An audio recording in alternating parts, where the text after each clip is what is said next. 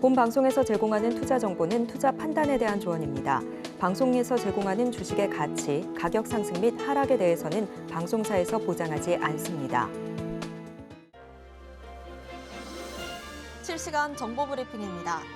첫 번째 브리핑입니다. 금융감독원 공시에 따르면 파라다이스는 코스피 시장으로의 이전 상장을 추진한다고 밝혔습니다. 오는 20일 정기주주총회에서 코스닥 조건부 상장 폐지와 코스피 이전 상장 승인 안건을 의결할 계획입니다. 두 번째 브리핑입니다. 연초부터 친환경 선박 수주를 휩쓴 한국 조선업계가 중국을 제치고 전 세계 수주량 1위를 차지했습니다. 지난달 전 세계 선박 발주량은 341만 CGT로 작년 동월 대비 18% 증가했고 한국은 이 중 171만 CGT를 수주해 중국을 제치고 1위를 탈환했습니다. 마지막 브리핑입니다. 정부가 의사 집단 행동과 관련해 지방자치단체 재난관리기금을 공공의료기관 인건비로 지원하겠다고 밝혔습니다. 이승우 중대본 제2총괄조정장은 제7일 중대본 회의에서 환자의 건강을 최우선에 두고 그 곁을 지키고 있는 의료진에게 그에 합당한 보상을 아끼지 않겠다며 이같이 말했습니다.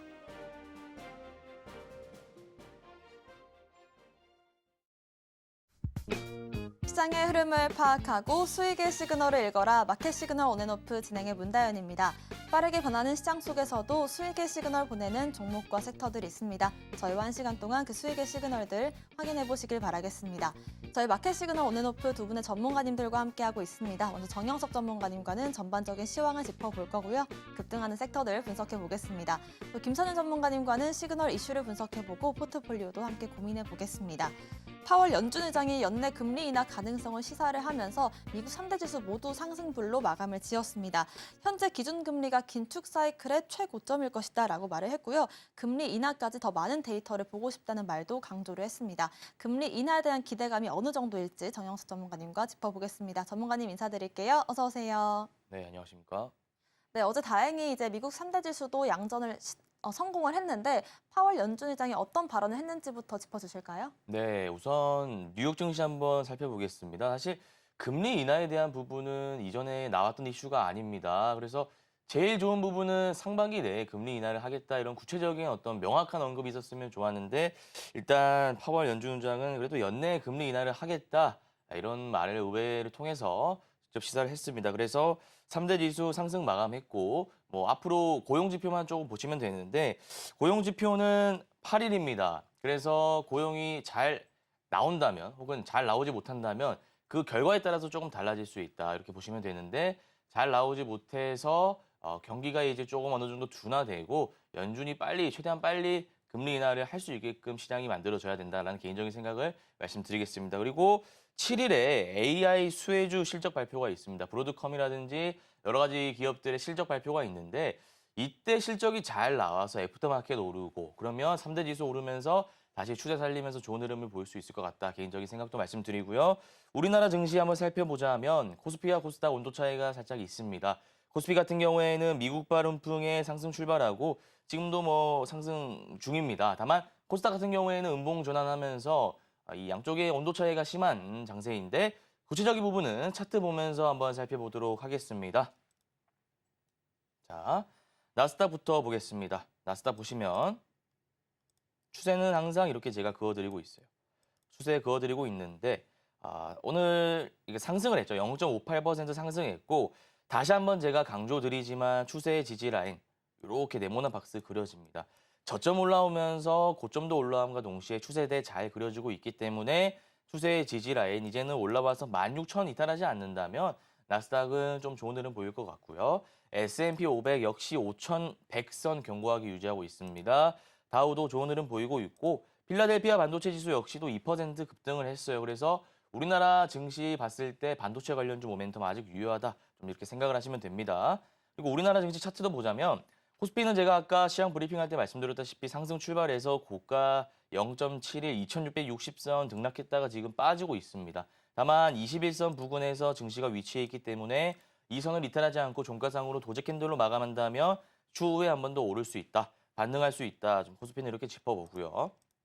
코스닥 같은 경우에는 코스피와 다르게 음봉입니다. 다만 뭐 종가상으로 다시 말아 올릴 수도 있고요. 만약에 이렇게 마감한다 해도 나쁜 캔들은 아닙니다. 어쨌든 증시가 조정을 받으면서 가는 것이고 21선, 61선, 121선 중요한 이평선 수렴 구간 이탈하지 않았기 때문에 박스권 그리면서 적어도 900선까지는 돌파하지 않을까 개인적인 생각을 말씀드립니다. 이러한 장세에서 전략 크게 두 가지 세운다면 이전과 비슷한 전략입니다. 저PBR 섹터 아직 모멘텀 살아있으니까 금융지수사 위주로 좀 보시면 될 것 같고요. 반도체 바이오 너무 좋습니다. 바이오는 ADC 섹터 보시고 반도체는 무거운 종목보다 그동안 많이 오르지 않았던 중소형주 위주로 공략하시면 될 것 같다라는 말씀을 드리고 구체적으로 내가 어떤 반도체 섹터를 공략해야 될지 잘 모르겠다. 올해는 단기 투자 한번 정복해보고 싶다 하시는 분들은 아래 초록 밴드 입장하시면 구체적인 정보를 제공해 드리도록 하겠습니다. 네, 시장이 잠잠하게 쉬어가는 이 시장 속에서 우리가 포트폴리오를 어떻게 정비하면 좋을지에 대한 의견 참고를 해보시면 좋을 것 같습니다. 반도체 쪽으로는 중소형 위주의 매매를 해보시는 걸 말씀을 드렸고요. 바이오 쪽에서는 ADC 섹터 여전히 유효하다라는 점 참고를 해보시면서 자세한 전략 함께 세워보고 싶으신 분들은 아래 QR코드를 기본 카메라로 스캔만 하시면 초록밴드 통해서 구체적인 전략들 함께 세워보실 수 있습니다.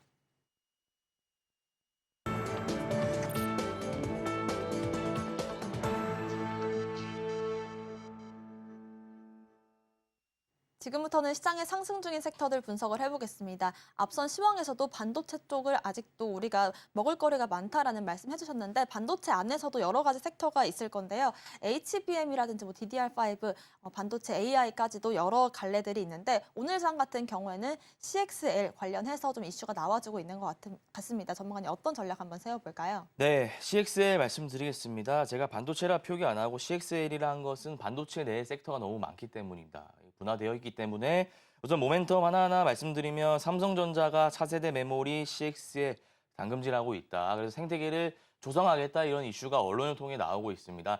사실 CXL 같은 경우에는 우리가 새로운 이슈가 아니라 이전부터 나왔던 이슈이죠. 작년 5월에 HBM 이슈 나왔고 그래서 이수페타시스 한미반도체 이런 종목 올랐습니다. 그 이후에 온디바이스 A 나오면서 제주반도체 올랐고요. 그다음에 CXL 나오면서 네오셈 이런 종목 올랐습니다. 그다음에 칩렛 나오면서 3S 올랐죠. 그래서 테마가 어느 정도 윤곽이 잡혀있는 상황 속에서 다시 이슈가 나오면서 CXL 순환매가 돌고 있다. 좀 이렇게 파악을 하시면 되고 추가적으로 봤을 때 더 올라갈 수는 있습니다. 더 올라갈 수는 있는데 구체적인 부분은 제가 차트 통해서 한번 짚어드리도록 하겠습니다. 자, 차트 보시면 TLB부터 보겠습니다. TLB 보시면 사실 대장은 아니죠.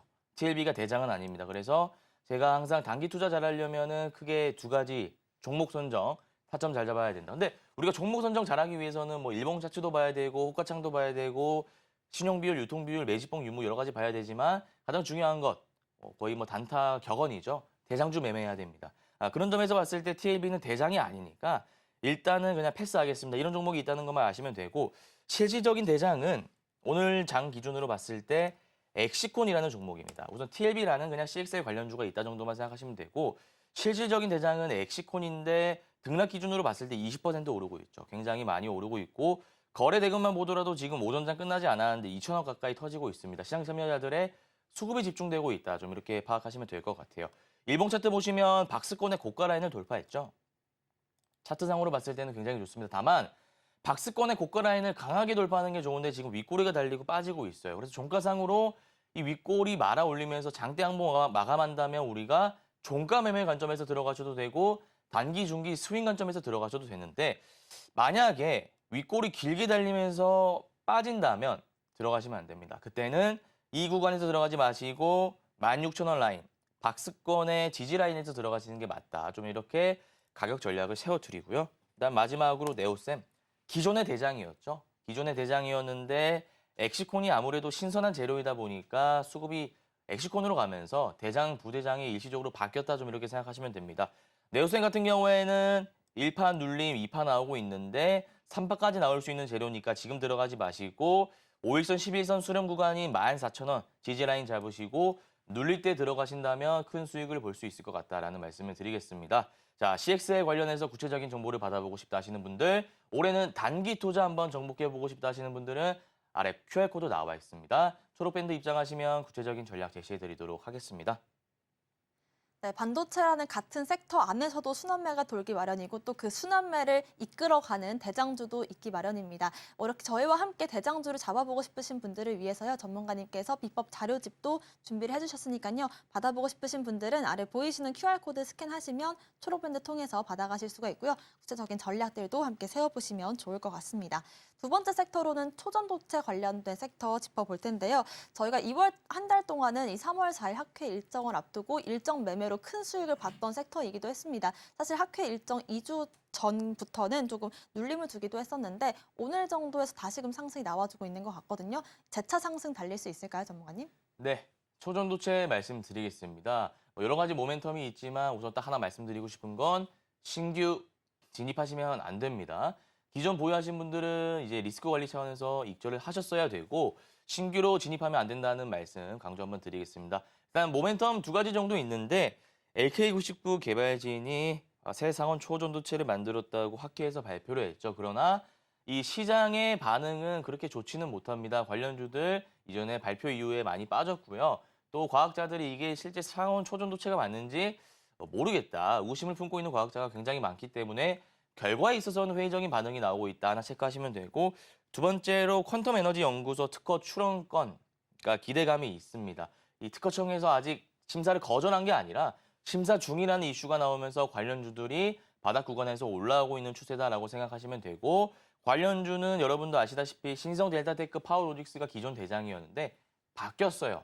왜 바뀌는지 그 메커니즘에 대해서는 제가 재차 말씀드렸습니다. 그래서 오늘은 그 바뀐 대장주부터 하나하나 좀 말씀을 드려볼까 합니다. 우선 아센디오 한번 볼게요. 아센디오는 여러분들 아시는 기업이죠. 아센디오인데 바닥 구간에서 어제 상한가 짚고 오늘 이렇게 11선 구간이죠. 11선 구간 위에 주가를 올려놨는데 사실 이게 차트 이런 거 떠나가지고요. 우리가 재료만 봤을 때 모멘텀으로 봤을 때 들어가시면 안 되는 자리예요.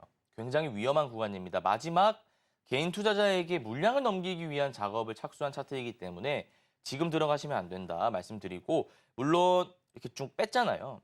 유성형 캔들 띄운 다음에 주가를 뺐다가 다시 이렇게 올릴 수는 있어요.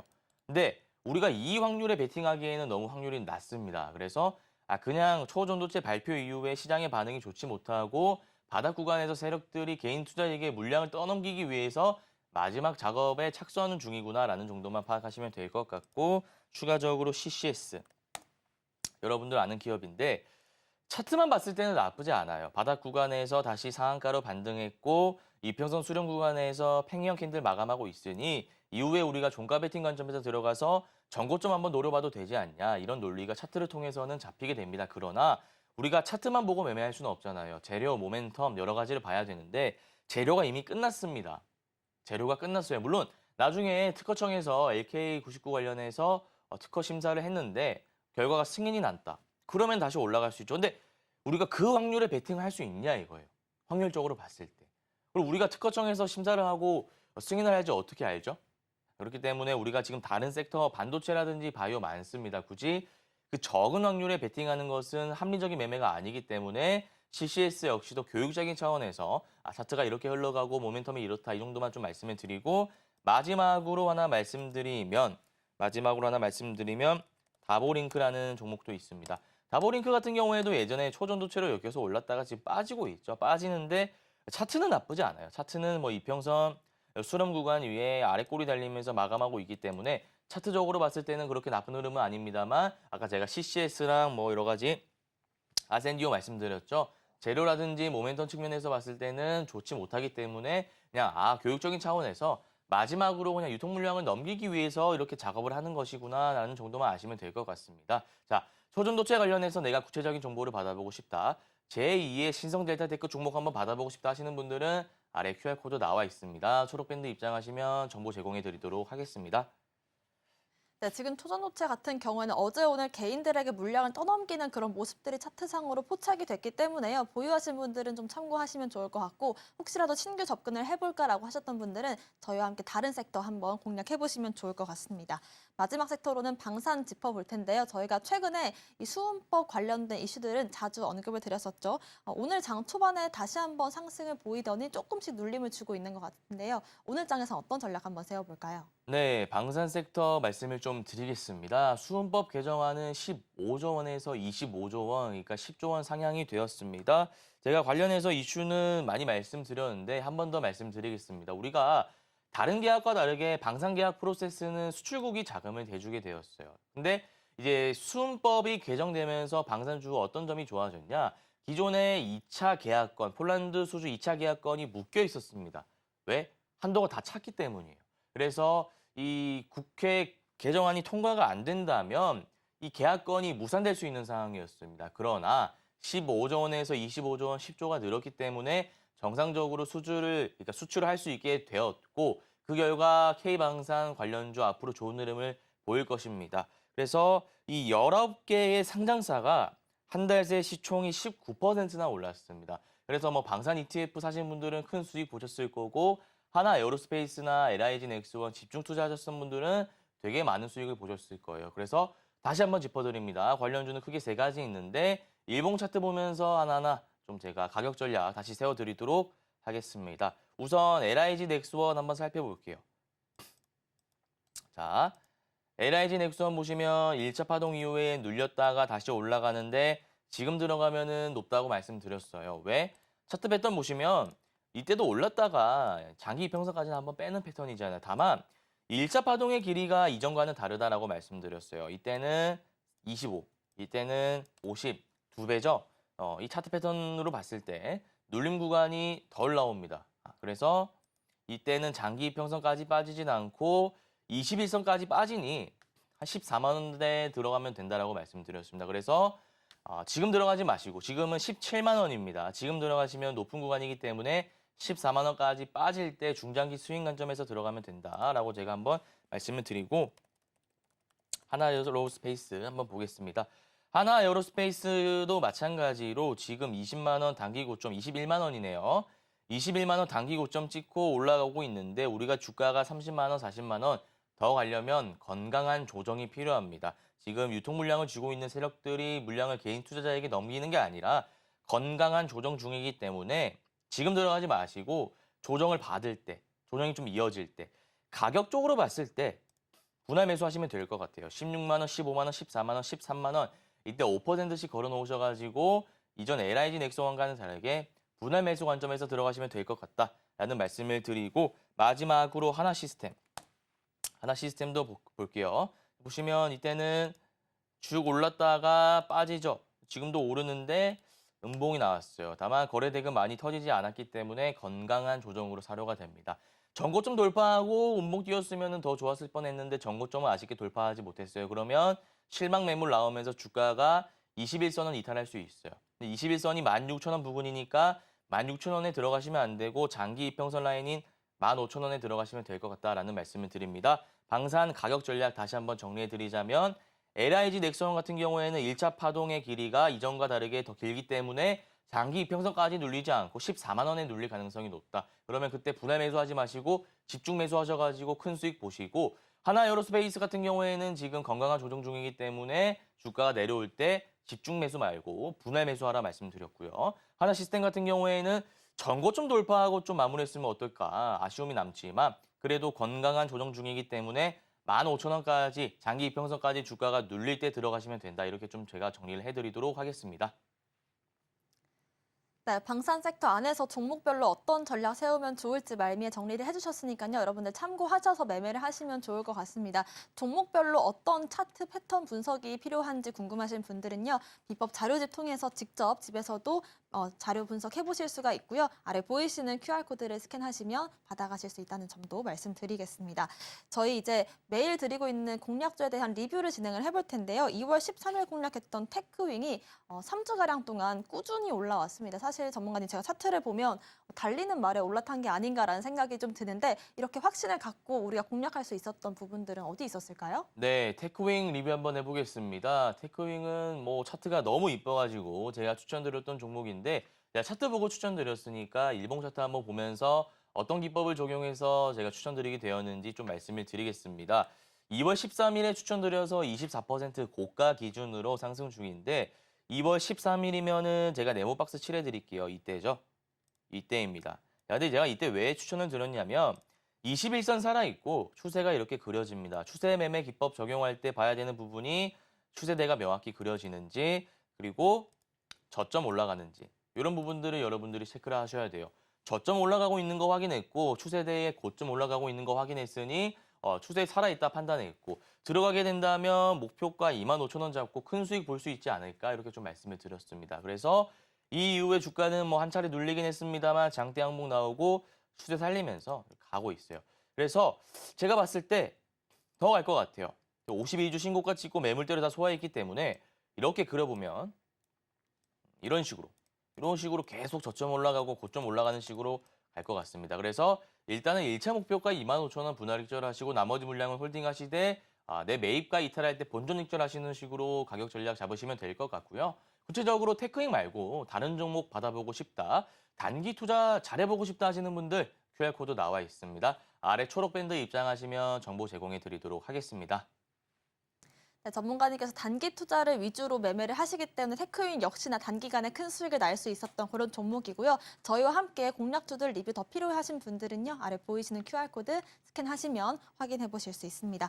오늘의 공략주 바로 한번 알아봐야겠죠, 전문가님. 오늘 공략주는 어떤 종목일까요? 네, 오늘의 공략주는 레이크 머티리얼즈라는 종목입니다. 모멘텀 3가지 정도 있는데 하나하나 말씀을 드리겠습니다. 우선 지금 반도체 관련주 반등하고 있기 때문에 수혜주로 꼽고 있고요. 그다음에 또 전고체 배터리 반사이 기대감도 있습니다. 재료가 많기 때문에 너무 좋은 종목이다라고 제가 판단이 들었고요. 수급적으로 봤을 때 외국인 투자자와 기관 투자자가 대량 순매수하고 있습니다. 개인 투자자만 팔고 있는데 외국인 투자자와 기관 투자자가 대량 순매수하고 있다는 거 봤을 때 모멘텀이 좋다. 우리가 이렇게 좀 직관적으로 받아들일 수 있고요. 기술적으로 봤을 때는 단기, 중기 이평선 정배열 구간이기 때문에 상승 모멘텀 여전히 유효하다. 좀 이렇게 판단이 됩니다. 구체적인 부분은 일봉 차트 보면서 가격 전략 한번 세워드리겠습니다. 자, 보시면 지금 레이크 머티리얼즈 가격 22,800원이고요. 전고점 라인이 26,050원입니다. 이때 제가 네모난 박스 칠해드릴게요. 그래서 전고점 라인까지 얼마 안 남았고 이때 보면은 2파까지 나왔으니까 A급 정도 되는 재료다라고 볼 수 있고 주가가 눌렸는데 눌릴 때 세력들이 나간 신호가 안 보입니다. 거래대금 보시면 되죠.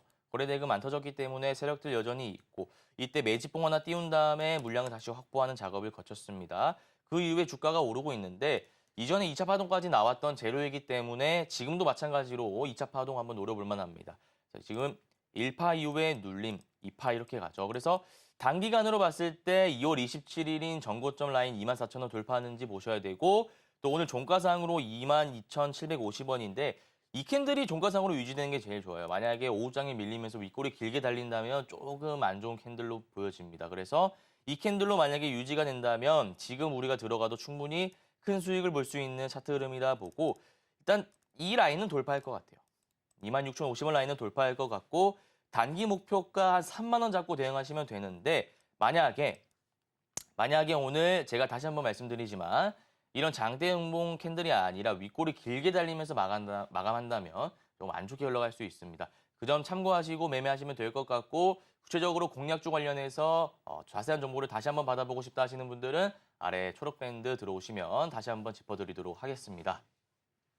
네, 오늘의 공략주 레이크 머티리얼즈였고요. 역시나 단기적인 관점에서의 공략이기 때문에 오늘 장에서 대응 전략 받아보고 싶으신 분들은요. 아래 보이시는 QR코드를 기본 카메라로 스캔만 하시면 초록밴드 통해서 가격 전략 자세하게 확인해 보실 수 있습니다. 오늘 말씀 주신 정영석 전문가님과는 여기서 인사드릴게요. 고맙습니다.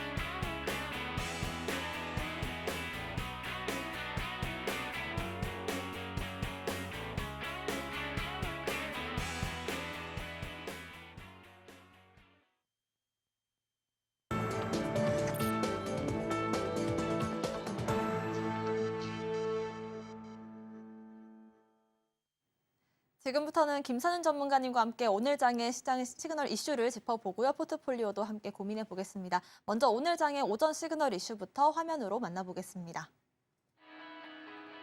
오늘의 오전 시그널 이슈는 파월의 금리 인하, 일본은 인상입니다. 제롬 파월 연준 의장이 연내 금리 인하 가능성을 시사하면서 미국 증시 일제히 상승 마감했습니다. 현재 기준금리가 긴축 사이클 정점이 될 거라고 말했는데요. 한편 일본 최대 은행은 2주 안에 마이너스 금리 종료를 대비하고 있는 상황입니다. 미국과 일본이 금리 정책에 대해 다른 기조를 펼치고 있는 상황에서 우리 증시에 미칠 영향은 무엇일지 얘기해 보겠습니다.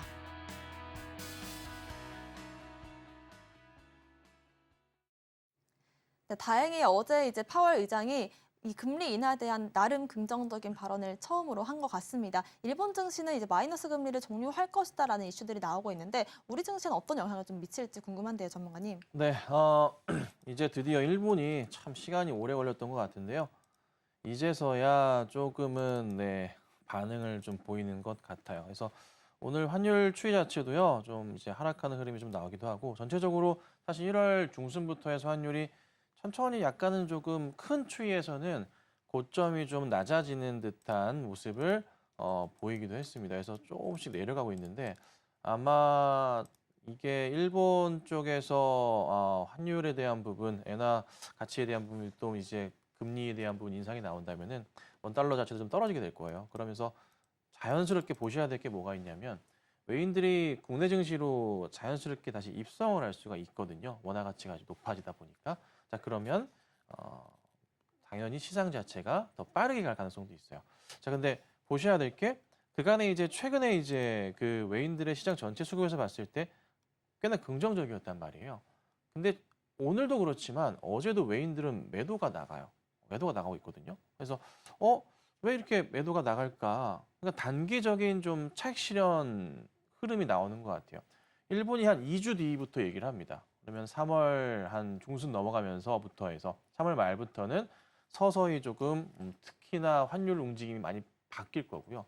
더더욱 이제 파월 의장이 연내 안으로 금리 인하에 대한 얘기를 꺼냈기 때문에 언제가 될지 모르겠으나 우선 6월에 대한 인하 기대감이 좀 커질 수 있고 또 하나 뭐 7월, 뭐 9월 이런 식으로 갈 수 있단 말이에요. 그래서 뭐 몇 포인트까지 과연 내릴까에 대한 부분인데 우선 뭐 긍정적인 시그널은 발생할 것 같아요. 그래서 시장을 좀 잡아주는 키가 될 수 있어요. 그럼 이제 시선 자체가 뭐 글로벌 투자자들의 시선 자체가요. 미국이냐 일본이냐 다 봤을 때 매력도 자체가 우리나라만한 곳이 또 없어지게 됩니다.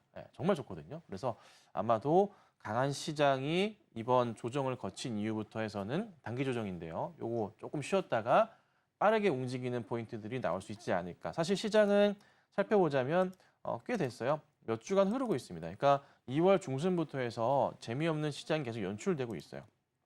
이런 흐름이거든요. 돌파를 못해요. 2월 23일 날 2694포인트까지 가다가 2700은 결국 못 보고 내려왔습니다. 이게 흐름이 한동안은 조금 더 지속될 수가 있을 겁니다. 그래서 3월 감사보고서 시즌 끝나봐야 또 알 수 있기 때문에 우선 지금 상황은 어떤 상황이냐면 작년 6월, 7월 그리고 12월 이번에 2월 달에 여기 고점 자리를 여러 번 돌파 시도를 한 그런 자리라 여기서 이제 조만간 한 번의 상승 시도가 나오면서요. 2700하고 다시 어디로 갈까요? 제가 계속 강조드리는 자리 있죠? 이 자리. 네, 여기 자리가 돌파하는 시점 나와주면서 얼마요? 2700 가면서 2800 가고 저 위에 3000포인트를 가는 그림이 있을 거예요. 저는 한 2분기 시작인 4월로 보는데 그 키는 누가 갖고 있냐면 삼성전자가 갖고 있어요. 근데 여러분들 이거 아셔야 됩니다. 금리 인하 시그널이 나오면요. 나스닥 기술주들이요. 움직이기 시작해요. 항상 그렇거든요. 그러면 당연히 기술주 따라서 국내 증시에 삼성과 하이닉스 흐름이 나오겠죠. 지금 당장은 뭐 인텔도 그렇고 반등이 나오긴 했지만은 고평가돼 있다는 얘기가 좀 많아요. 미국 내에 상장돼 있는 IT 기업들이. 그런데 뭐 급등할 때마다 나오는 소리고요.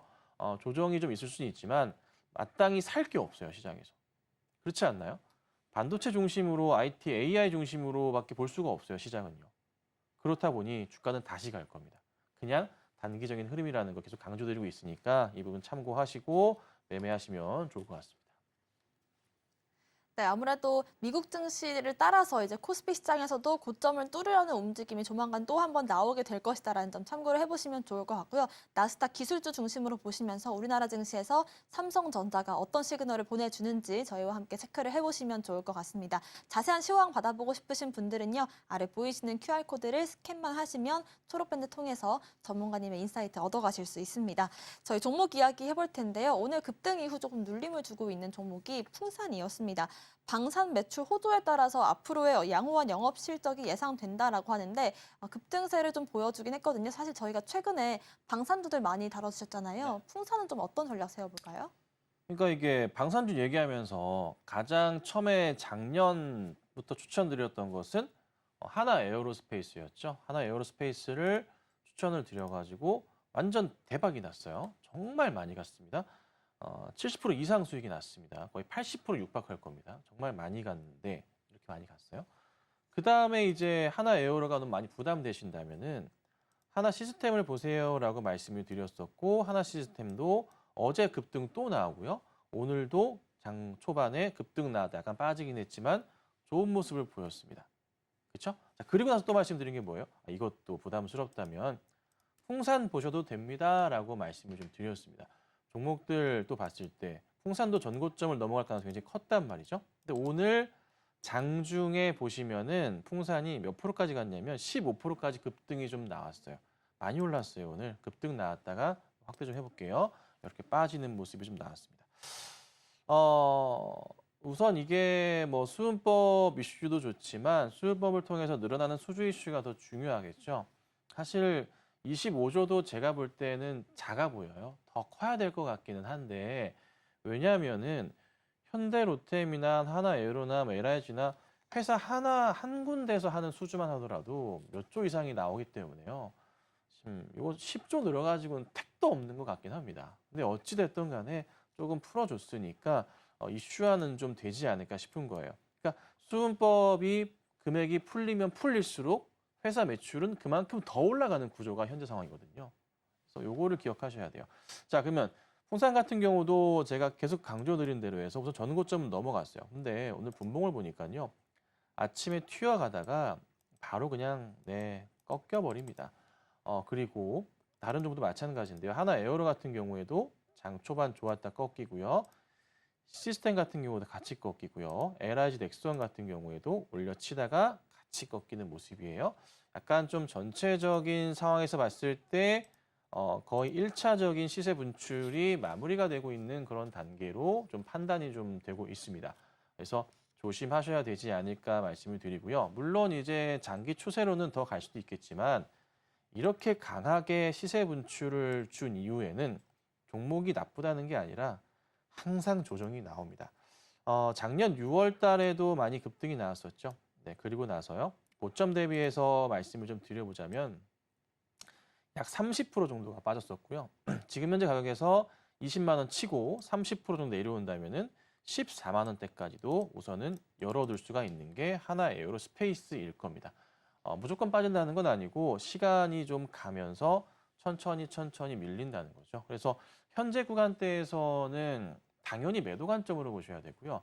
매수 대응을 지금 현재 조정이라고 대응하시는 것은 뭐 갈 수도 있겠지만은 굉장히 위험하다는 전 판단을 해봅니다. 그리고 수급 상황으로도 체크해 봤을 때 수급이 굉장히 좋다가도 외인이 잡아주고 있었어요. 하나 에어로는. 근데 오늘 외인의 매도세가 좀 잡히는 부분이고요. 기관들은 지난주부터 해서 차익 실현을 상당 부분 하고 있는 게 현재 하나 에어로스페이스의 수급 상황입니다.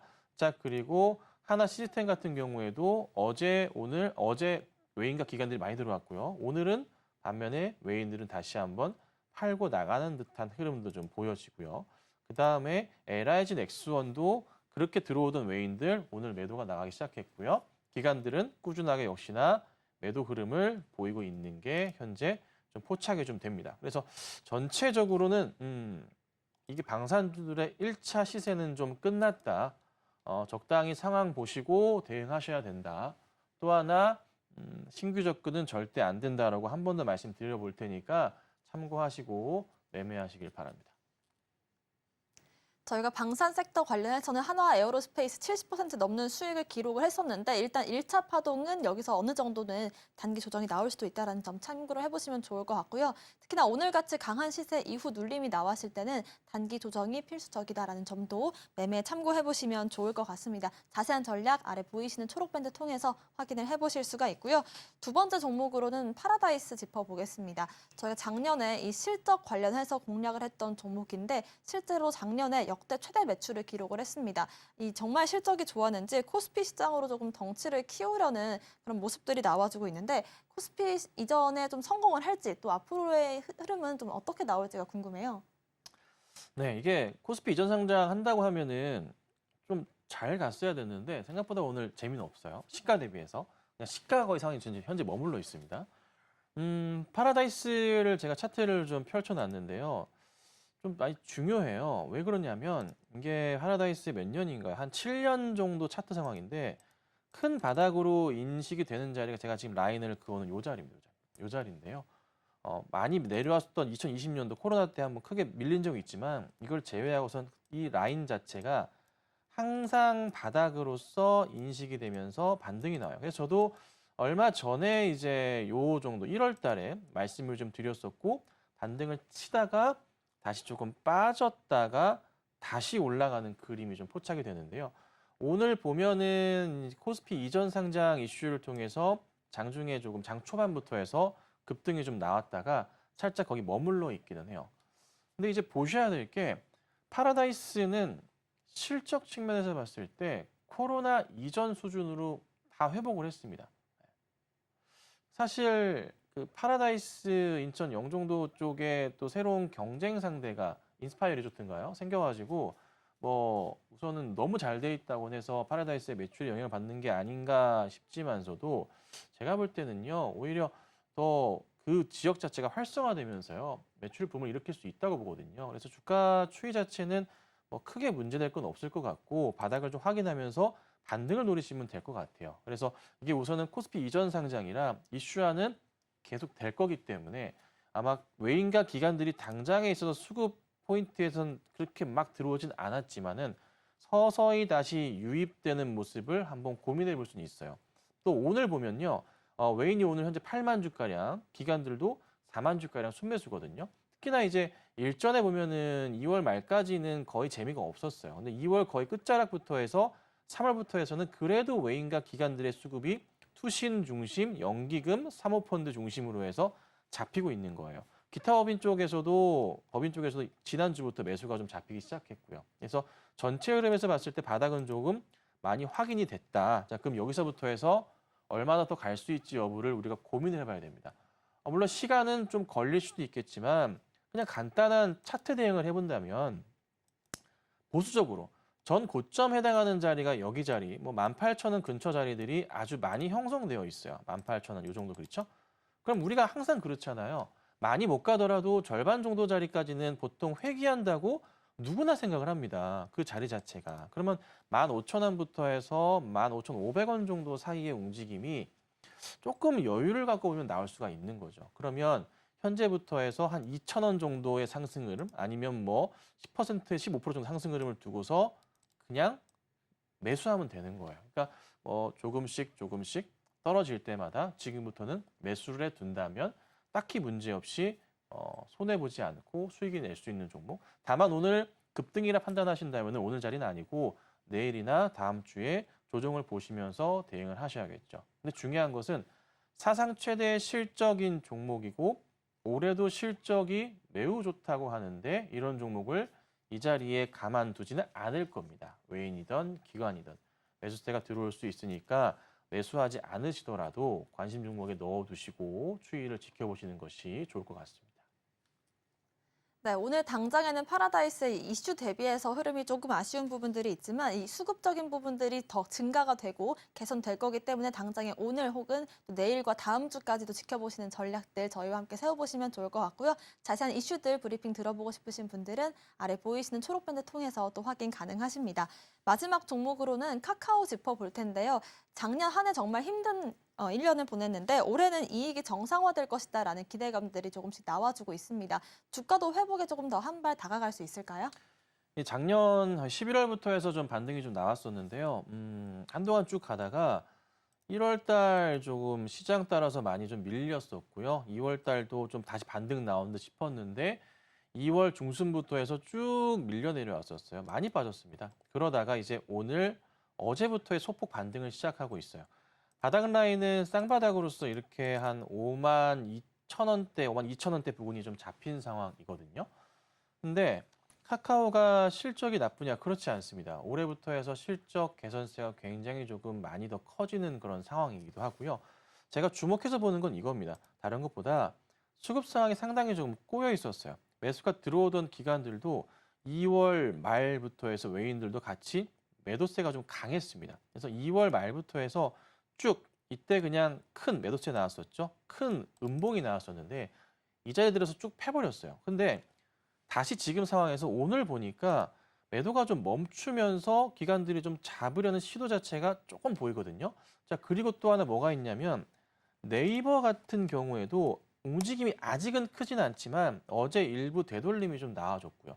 그리고 여러분 잘 아시겠지만 금리 인하 따라서 그리고 트럼프가 이제 대선 후보에 올라옴에 따라서 트럼프가 일전에 밀었었던 종목들, 관련주들 중에 관련 업종 중에 하나가 인터넷 서비스가 또 포함이 되어 있습니다. 거기에 금리 인하가 들어가면 여러분 나스닥의 흐름이 당연히 어떻게 됩니까? 강해지죠. 기술주들이. 거기 맞춰가지고 네이버와 카카오도 동반 성장할 수 있는 그림이 형성이 좀 됩니다. 그러면 지금 당장에 있어서 이렇게 많이 밀렸었던 이런 자리는 한번 도전해 볼 만해요. 만약에 이제 여기에서 내일 시장이나 다음 주 시장 만약에 밑으로 깨진다면은 손절을 해야겠지만 그런데 지금 자리는 그래도 한번은 노려볼 수 있는 그런 자리를 포착이 되고요. 그리고 아침부터 해서 상당히 많은 매기세가 좀 몰렸었던 그런 종목이기도 합니다. 그래서 반등이 나온다면 한동안의 흐름은 좀 강할 수가 있다. 오늘 약간은 조금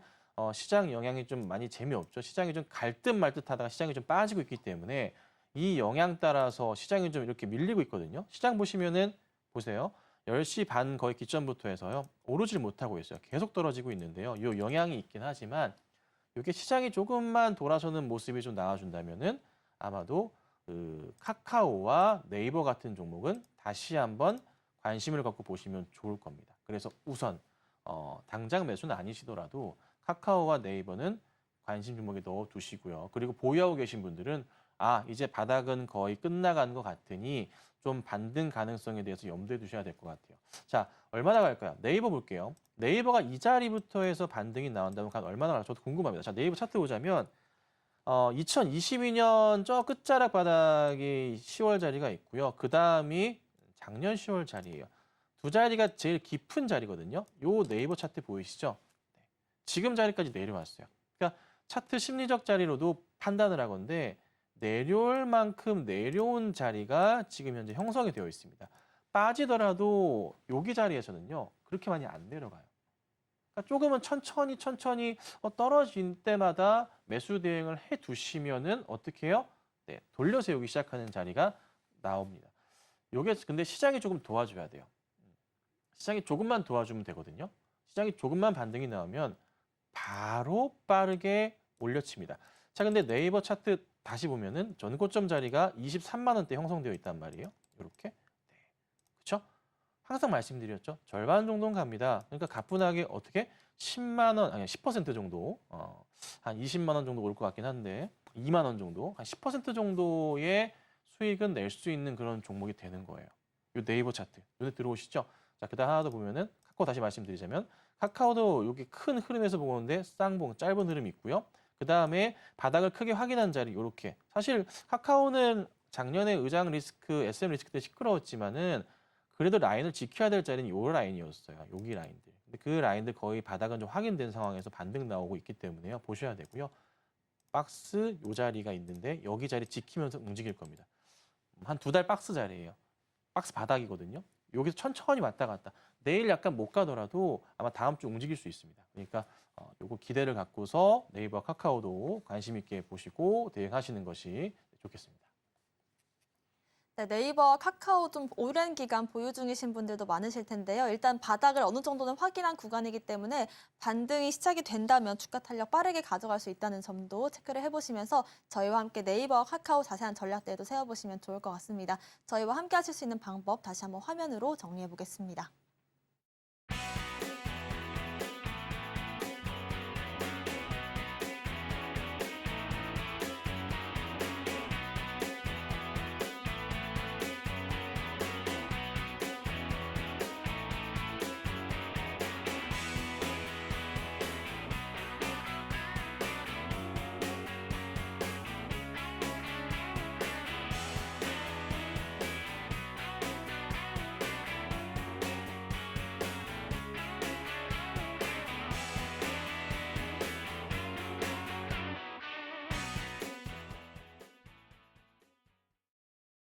네, 지금부터는 저희가 공략했던 종목 리뷰로 먼저 만나보겠습니다. 두산 같은 경우는 저희가 지주사들을 좀 매매를 하자라는 말씀 하에서 작년부터 꾸준히 좀 수익을 내왔던 종목인데 오늘 장에서는 좀 급등이 나왔거든요, 전문가님. 오늘 이후로는 어떤 흐름 좀 기대를 해볼 수 있을까요? 네, 이게 대형주들을 가끔 보면은 장 초반부터 한 번의 움직임이 딱 나올 때 장 끝날 때까지 꽉 찬 상태로 끝나는 종목들이 있어요.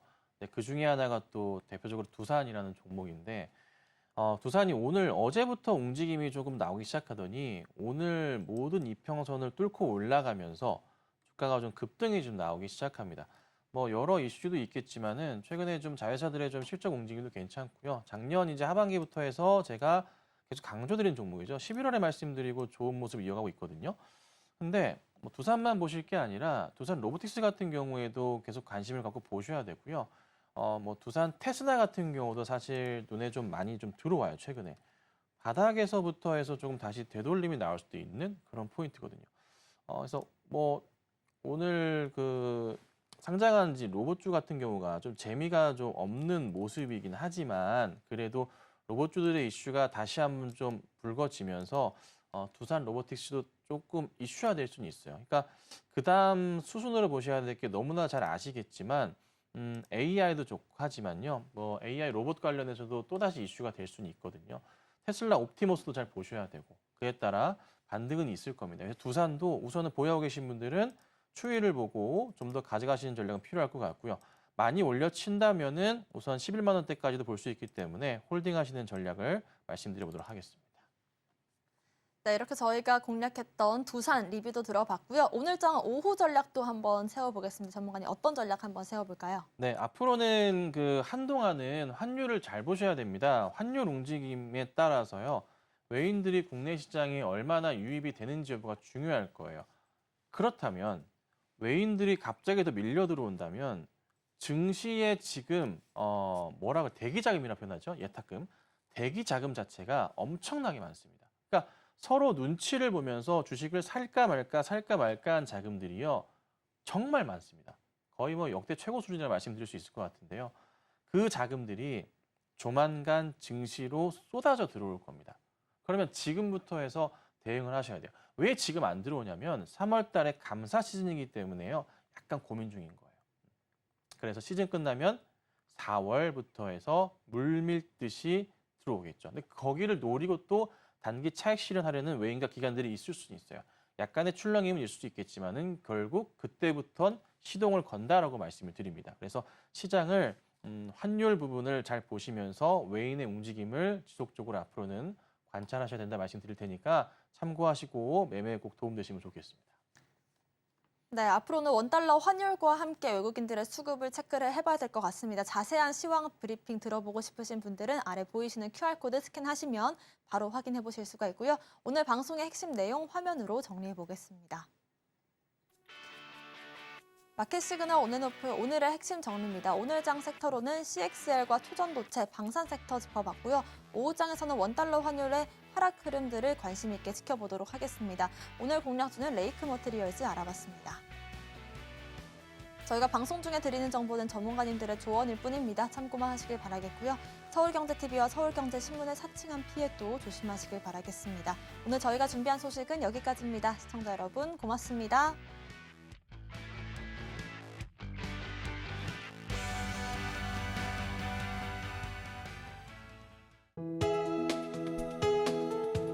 본 방송에서 제공하는 투자 정보는 투자 판단에 대한 조언입니다. 방송에서 제공하는 주식의 가치, 가격 상승 및 하락에 대해서는 방송사에서 보장하지 않습니다.